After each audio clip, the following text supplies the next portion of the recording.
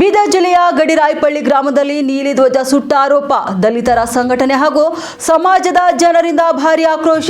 ನಿನ್ನೆ ತಡರಾತ್ರಿ ಅಂಬೇಡ್ಕರ್ ವೃತ್ತದಲ್ಲಿನ ನೀಲಿ ಧ್ವಜ ಸುಟ್ಟ ಕಿಡಿಗೇಡಿಗಳನ್ನ ಕೂಡಲೇ ಬಂಧಿಸಬೇಕೆಂದು ಆಗ್ರಹಿಸಿದ್ದಾರೆ. ಸ್ಥಳಕ್ಕೆ ಬಂದ ಸಮಾಜ ಕಲ್ಯಾಣ ಇಲಾಖೆ, ಪೊಲೀಸ್ ಇಲಾಖೆ, ತಹಶೀಲ್ದಾರ್ ವಿರುದ್ಧ ಭಾರಿ ಆಕ್ರೋಶ ವ್ಯಕ್ತಪಡಿಸಿದ್ದಾರೆ. ಬಿಎಸ್ಪಿ ತಾಲೂಕು ಅಧ್ಯಕ್ಷ ಶಂಕರ ಪೋಲೆ ಹಲವು ಬಾರಿ ಗಡಿರಾಯಪಳ್ಳಿ ಗ್ರಾಮದಲ್ಲಿ ಕಿಡಿಗೇಡಿಗಳು ಅಶಾಂತಿ ಕೆಡಿಸಿದ್ರು. ಕಿಡಿಗೇಡಿಗಳ ವಿರುದ್ಧ ಅಧಿಕಾರಿಗಳು ಕ್ರಮ ಕೈಗೊಳ್ಳುತ್ತಿಲ್ಲ ಎಂದು ಆಕ್ರೋಶವನ್ನ ವ್ಯಕ್ತಪಡಿಸಿದ್ದಾರೆ.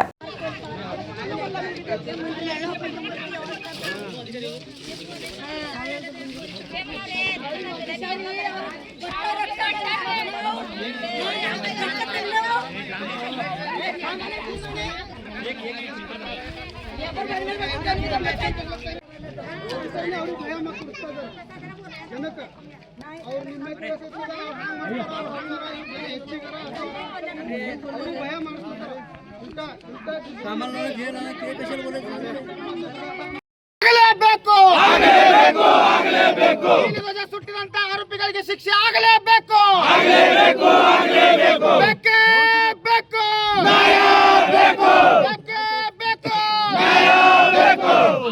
ಆರೋಪಿಗಳನ್ನು ಬಂಧಿಸಲು ತಡೆ ಮಾಡಿದ ತಪ್ಪು.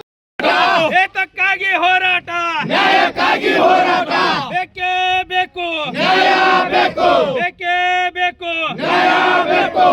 ನೀಲಿ ಧ್ವಜ ಸುಟ್ಟಂತ ಅಪರಾಧಿಗೆ ಬಂಧಿಸಲೇಬೇಕು. ನೀಲಿ ಧ್ವಜ ಸುಟ್ಟಂತ ಅಪರಾಧಿಗೆ ಬಂಧಿಸಲೇಬೇಕು.